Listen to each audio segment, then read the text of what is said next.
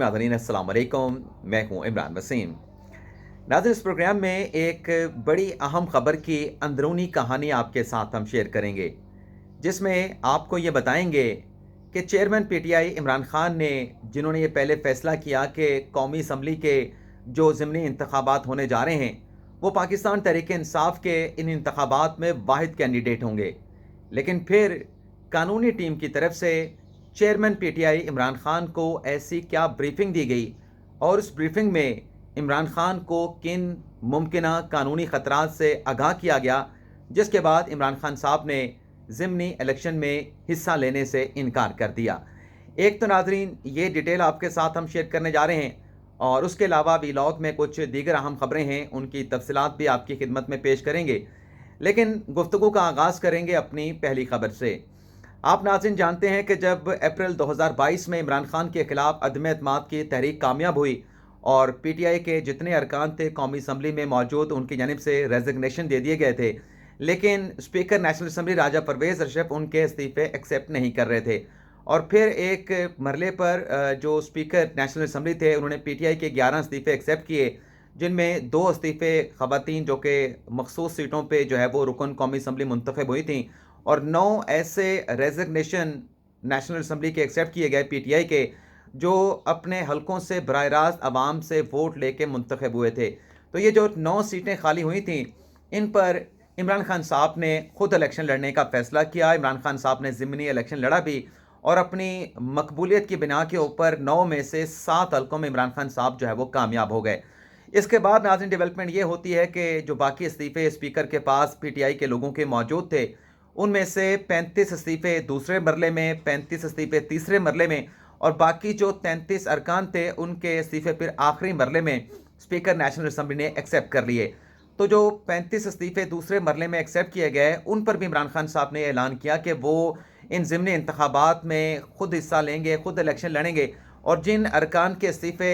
Accept किए गए हैं, वो इन हलकों में इमरान खान साहब की जो इलेक्शन कैंपेन है, वो इलेक्शन कैंपेन को रन करेंगे। तो ये फ़ैसला हो गया कि इमरान खान साहब इलेक्शन लड़ेंगे। लेकिन इसके बाद जब इमरान खान साहब को कानूनी टीम की जानिब से ये ब्रीफिंग दी गई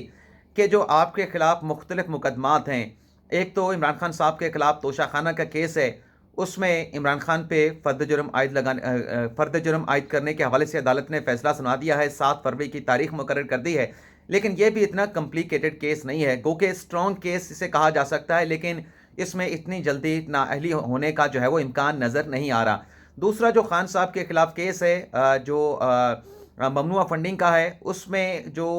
फ़ॉरेन फंडिंग की एक नई तहकीकात जो है वो एफआईए में की जा रही है, वो भी खान साहब के सामने रखी गई, लेकिन वो भी लंबा चलेगा। उससे मुतल्लिक़ भी इमरान खान साहब को जो है वो ब्रीफिंग दी गई। लेकिन जो ख़तरात हैं, मुमकिना तौर पे कानूनी पेचीदगियाँ इमरान खान साहब के आड़े आ सकती हैं इलेक्शन लड़ने के हवाले से, ये टेरियन वाइट का जो केस है, मुबैना जो बेटी है इमरान खान साहब की, उससे मुतल्लिक़ कानूनी टीम ने इमरान खान साहब से ब्रीफिंग देते हुए ये कहा कि इस वक्त जो इस्लामाबाद हाई कोर्ट में केस चल रहा है, उसमें हमारा मौक़िफ़ ये है कि इमरान खान साहब की इस केस में डिस्क्वालिफिकेशन इसलिए नहीं हो सकती कि इमरान खान साहब जो है वो रुकने कौमी असम्बली नहीं रहे, और हम अदालत से ये कह रहे हैं कि NA-95 मियाँ वाली से इमरान खान साहब ने जो इलेक्शन जीता था, उस सीट के ऊपर इलेक्शन कमीशन ने तोशाखाना में इमरान खान साहब को डिस्क्वालीफाई कर दिया है, और हम ये प्ली अदालत में ले रहे हैं कि चूंकि इमरान खान मेंबर कौमी असम्बली उस सीट पे नहीं रहे, जिसका डिक्लेरेशन जो है वो शहरी साजिद महमूद ने हाई कोर्ट में चैलेंज किया है, तो उसके ऊपर तो नाअहली बनती नहीं। और ये इमरान खान साहब को बताया गया कि इस केस में हमने अभी तक ये जो क्लियर कट एक मौक़िफ़ होता है कि मुबैना बेटी टेरियन के हवाले से आया कि वो आपकी बेटी हैं, आया कि वो आपकी बेटी नहीं है, हमने कोई मौक़िफ़ नहीं लिया, बल्कि अदालत से ये कहा है कि यह मामला ट्रायल कोर्ट में जो है वो डिसाइड हो सकता है, जहाँ पर गवाहान पेश होंगे, जहाँ पर शवाहिद पेश किए जाएंगे, और फिर उन शवाहिद और गवाहान के ऊपर बाकायदा तौर पे जिरा की जाएगी। इमरान खान साहब को ये बताया गया है कि अगर आप इलेक्शन लड़ते हैं, बेशक आपने 7 सीटों के ऊपर कौमी असम्बली के ऊपर पहले इलेक्शन जीत चुके हैं, लेकिन अब ये जो केस है मौजूदा हालात के तनाज़ुर में, ये आपके लिए कानूनी पेचीदगियाँ पैदा कर सकता है, कानूनी जो रुकावटें हैं वो आपके रास्ते में आड़े आ सकती हैं। एक खान साहब को ये बताया गया कि हम ये जो मौक़िफ़ है, जब नॉमिनेशन पेपर इन ज़िमनी इंतखाबात में जमा करवाएंगे, तो उसमें ज़ाहिर सी बात है कि हमारे नॉमिनेशन पेपर चैलेंज होंगे। बहुत सारे ऐसे लोग होते हैं जो कागज़ात नामज़दगियों को चैलेंज करते हैं, تو ٹیرین وائٹ مبینہ بیٹی کی بنیاد کے اوپر آپ کے جو نامینیشن پیپرز ہیں وہ چیلنج ہو سکتے ہیں، اور جب ہمارے نامینیشن پیپر چیلنج ہوں گے تو ہم وہاں پہ یہ موقف نہیں لے سکتے کہ عمران خان صاحب رکن اسمبلی نہیں رہے تو لہٰذا ان کے خلاف یہ اعتراض بنتا نہیں ہے۔ وہاں پہ ہمیں کوئی نہ کوئی موقف جو ہے وہ لینا پڑے گا۔ عمران خان صاحب کو کہا گیا کہ اگر ہم یہ موقف لیتے ہیں کہ بیٹی کا اعتراف کر لیتے ہیں کہ ٹیرین وائٹ جو ہیں وہ عمران خان کی بیٹی ہیں، تو یہ بھی موقف لینا ہمارے گلے پڑ سکتا ہے، کیونکہ ماضی میں ہم نے جو نامینیشن پیپر 2013 کے الیکشن میں اور 2018 کے الیکشن میں اور جو ضمنی انتخابات 9 سیٹوں پہ جو خان صاحب نے نامینیشن پیپر جمع کروائے تھے، ان انتخابات کے نامینیشن پیپر میں ہم نے ٹیرین وائٹ کو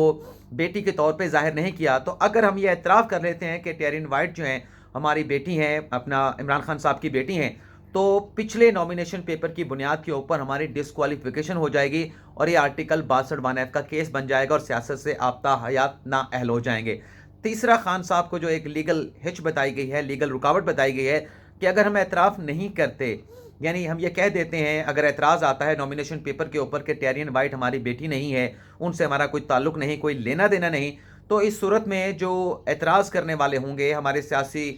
مخالف امیدوار ہوں یا پھر حلقے کے عوام میں سے اگر نامینیشن پیپر کو چیلنج کر دیا گیا، تو اس صورت میں پھر ہمیں بھی ثابت کرنا پڑے گا اگر یہ نامینیشن پیپر چیلنج ہوتے ہیں ٹیرین وائٹ کی بنا کے اوپر، تو وہ جو ڈکلیریشن ہے 2004 کا عمران خان صاحب کا جو کہ زمان پارک سے ایگزیکیوٹ کیا گیا تھا، امریکن کورٹ میں پیش کیا گیا تھا کہ ٹیرین وائٹ کی جو کسٹڈی ہے اس کی خالہ کے حوالے کیے جائے، اور اسی طرح کا ایک ڈکلیریشن جو ہے وہ عمران خان صاحب کی سابق اہلیہ جمائمہ خان نے بھی دیا تھا کہ ٹیرین کی جو کسٹڈی ہے وہ ان کی خالہ کو دیا جائے۔ تو یہ ڈکلیریشن جو ہے وہ جہاں پہ یہ چیلنج ہوں گے ہمارے نامینیشن پیپر، وہاں پہ پیش کر دی جائیں گے۔ تو جب وہ ڈکلیریشن پیش کیے جائیں گے تو معاملہ ہمارے لیے ایک مرتبہ پھر کمپلیکیٹڈ ہو جائے گا، پھر ہمیں وہاں پر اپنا موقف دینا ہوگا، اپنی صفائی دینی ہوگی، اپنی وضاحت دینی ہوگی، اور اگر ہم سے وہاں پر ان ڈکلیریشن کو جو جاری دیے گئے ہیں 2004 میں امریکہ کی کورٹ میں، ان کو اگر ہم جھوٹا ثابت نہ کر پائے تو پھر بھی اس صورت میں بھی ہمیں جو ہے وہ کمپلیکیٹڈ کا قانونی رکاوٹوں کا سامنا کرنا پڑے گا۔ ہماری نامینیشن پیپر ریجیکٹ ہو سکتے ہیں، جس پہ بات یہ کیس پہ یہ معاملہ جو ہے وہ آرٹیکل 62(1) پہ طرف جا سکتا ہے۔ تو حالات سازگار نہیں ہیں، آپ الیکشن نہ لڑیں۔ اور یہاں پہ میں آپ کو یہ بھی بتا دیں کہ جو خان صاحب کی مقبولیت ہے کہ خان صاحب مقبولیت کے بنا کے اوپر الیکشن لڑ سکتے ہیں، نہیں لڑ سکتے، جیت سکتے ہیں، نہیں جیت سکتے، قطع نظر اس بحث کے میں آپ کو قانونی بریفنگ کے حوالے سے بتا رہا ہوں جو پی ٹی آئی کی قانونی ٹیم نے عمران خان صاحب کو دی ہے، جس کے بعد یہ فیصلہ کیا گیا ہے کہ عمران خان صاحب جو ہے وہ الیکشن نہیں لڑیں گے، کیونکہ جو سیاسی رہنما ہیں پی ٹی آئی کے، انہوں نے خان صاحب سے یہ بھی کہا ہے کہ آپ پر جو قاتلانہ حملہ ہوا ہے اس کے بعد آپ زمان پارک میں موجود ہیں، تو جتنا یہ وقت گزرا ہے قاتلانہ حملے کے بعد، ہمارے لانگ مارچ کے اختتام کے بعد، اس دوران جو ہماری مقبولیت ہے اس میں کمی ہوئی ہے۔ اور دوسری طرف یہ بھی خان صاحب کو بتایا گیا ہے کہ اب پی ڈی ایم یہ پلاننگ کر رہی ہے کہ اس الیکشن میں وہ اپنا مشترکہ امیدوار آپ کے خلاف لے کے آئے، تو اس صورت میں جب ہماری کامیابی کا گراف جو ہے وہ اس میں کمی واقع ہوئی ہے اور پی ڈی ایم اگر آپ کے خلاف مشترکہ کینڈیڈیٹ لے کے آتے ہیں، تو اگر ہمیں وہ کامیابی جو ہم ایکسپیکٹ کر رہے ہیں وہ کامیابی ہمیں نہ ملی، تو اس کا جو افیکٹ ہے وہ اگلے جنرل الیکشن پر بھی پڑ سکتا ہے اگر ہمیں اتنی سیٹوں پہ کامیابی نہ مل سکے، کیونکہ یہ تمام سیٹیں عمران خان صاحب کو بتایا گیا ہے کہ ہماری اپنی جیتی ہوئی ہیں۔ 33 میں سے اگر ہم 20 سیٹیں جیت جاتے ہیں، 22 جیت جاتے ہیں، 10 ہار جاتے ہیں، تو یہ ہماری ناکامی تصور ہوگی۔ تو اس کے بعد عمران خان صاحب نے فیصلہ کیا کہ جو کینڈیڈیٹ جن کے استعفے ایکسیپٹ کیے گئے ہیں وہی اس الیکشن میں حصہ لیں گے۔ اس کے علاوہ یہاں پہ آپ کو یہ بھی بتا دیں کہ جو خان صاحب نے پنجاب اور خیبر پختونخوا کی اسمبلیاں تحلیل کی ہیں، اس کے بعد خان صاحب تو آئین کے مطابق یہ تقاضا کر رہے ہیں کہ 90 روز کے اندر الیکشن کروایا جائے، لیکن ناظرین یہ خبریں بھی سامنے آ رہی ہیں کہ جو دیگر سیاسی جماعتیں ہیں، کیونکہ یہ تو صرف خان صاحب کی جماعت کا تقاضا ہے نا کہ آپ 90 دن کے اندر الیکشن کروائیں، لیکن باقی جو سیاسی جماعتیں ہیں وہ دوسری سائڈ پہ کھڑی ہیں اور وہ یہ کہہ رہی ہیں کہ نیا جو الیکشن کرانا ہے، چاہے وہ ضمنی انتخابات ہوں، چاہے وہ پنجاب اور خیبر پختونخوا اسمبلی کے انتخابات ہوں، یہ نئی مردم شماری پہ کروائے جائیں، اور نئی مردم شماری کے بعد نئی حلقہ بندیاں ہوں، اس کے بعد یہ الیکشن کروایا جائے، تو پھر یہ الیکشن یہ سیاسی جماعتیں لڑیں گی۔ بصورت دیگر اگر الیکشن ہوتا ہے تو یہ چہمگوئیاں ہو رہی ہیں، ان خدشات کا اظہار بھی کیا جا رہا ہے کہ یہ جو باقی سیاسی جماعتیں ہیں، یعنی خان صاحب کی تو جیسے میں نے پہلے کہا کہ سنگل سیاسی جماعت ہے، وہ اگر الیکشن لڑنے کے اوپر راضی ہوتی ہیں اور باقی تمام سیاسی جماعتیں بائیکاٹ کر جاتی ہیں، تو پھر اس الیکشن کی جو سینکٹیٹی ہے وہ نہیں رہے گی اور پھر الیکشن نہیں ہو پائیں گے۔ تو یہ کہا جا رہا ہے کہ پنجاب اور خیبر پختونخوا کے انتخابات ہیں وہ بھی لنگر آن ہو سکتے ہیں۔ इसके अलावा नाज़रीन, इमरान खान साहब ने army chief general Asim Munir Shah साहब को किस बात पे इनकार किया है, और जो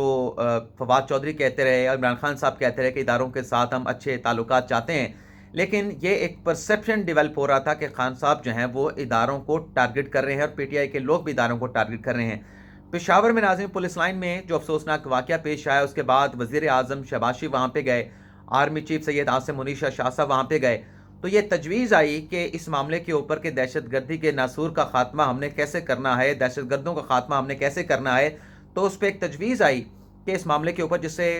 इस्टेब्लिशमेंट भी सपोर्ट कर रही थी, बल्कि ये तजवीज़ भी इस्टेब्लिशमेंट की तरफ से भी दी गई, जो ज़राए बताते हैं कि एक कुल जमाती कॉन्फ्रेंस बुलाई जाए 7 फरवरी को, और उसमें पीटीआई को भी मदऊ किया जाए, चेयरमैन पीटीआई इमरान खान को भी बुलाया जाए, और एक 1 पॉइंट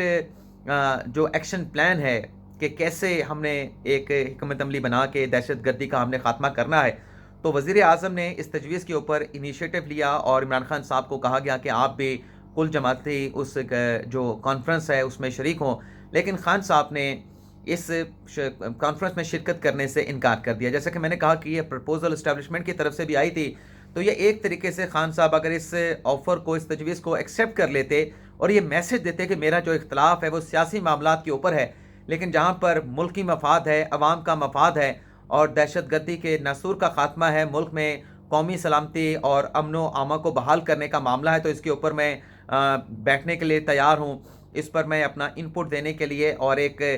कौमी जो इत्तफ़ाक़ राय है उसमें शामिल होने के लिए तैयार हूँ। तो एक अच्छा जैसे जाता, लेकिन खान साहब ने इस ऑफ़र को भी, इस प्रपोज़ल को भी एक्सेप्ट करने से इनकार कर दिया है। तो इससे खान साहब का अब जो एक तासुर है इदारों से मुतल्लिक, वो भी मज़ीद उसमें जो है वो नेगेटिव इम्पैक्ट आएगा। अब इसके अलावा नाज़रीन, जो ख़बरें आपके साथ हम शेयर करने जा रहे हैं, जो 20 अरब रुपए के हज जाने का मुकदमा इमरान खान के खिलाफ साबिक चीफ जस्टिस इफ्तिखार मोहम्मद चौधरी ने किया, उस केस की समाअत अब इस्लामाबाद हाई कोर्ट में होनी है 9 फरवरी को। लेकिन साबिक चीफ जस्टिस इफ्तिखार मोहम्मद चौधरी ने जो बेंच था उसमें जस्टिस बाबर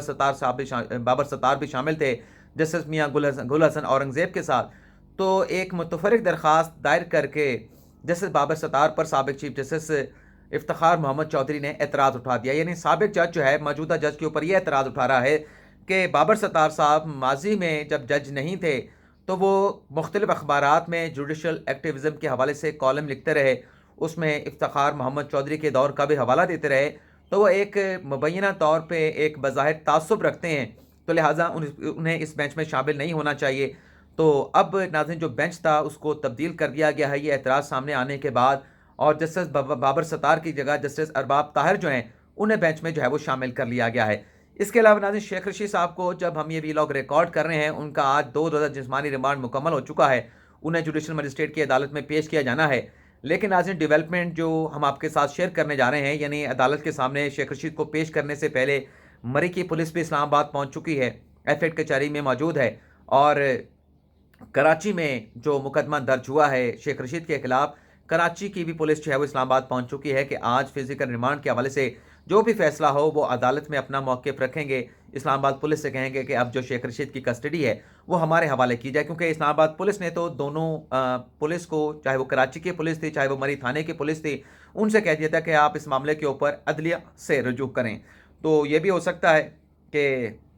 शेख साहब को पेश किया जाए तो दोनों जो थाने हैं, दोनों इलाकों की जो पुलिस है, वो कहें कि हमें शेख रशीद साहब की कस्टडी दी जाए। लेकिन इस मामले के ऊपर शेख रशीद ने इस्लामाबाद हाई कोर्ट में एक दरख्वास्त दायर की है, जिसमें यह कहा गया है कि जो शेख साहब की पटिशन इस्लामाबाद हाई कोर्ट में ज़ेर अल्तवा है, जब तक उसका फ़ैसला नहीं हो जाता, शेख रशीद की जो कस्टडी है ना वो मरी थाने की पुलिस को दी जाए और ना ही उनकी जो कस्टडी है वो कराची थाने की पुलिस को दी जाए। तो देखते हैं फर्दर शेख रशीद साहब के हवाले से, जुडिशल रिमांड के हवाले से उन्हें फिजिकल रिमांड दिया जाता है, उनका जुडिशल रिमांड दिया जाता है, मरी के पुलिस के हवाले किया जाता है, कराची की पुलिस के हवाले किया जाता है। तो इस हवाले से जो भी फर्दर डेवलपमेंट होगी वो फिर अगले व्लॉग में आपके साथ शेयर करेंगे। अब तक के लिए इतना ही, इजाज़त चाहेंगे। अल्लाह ताला हम सबका हामी नासिर, अपनी दुआओं में याद रखिएगा। अल्लाह हाफिज़।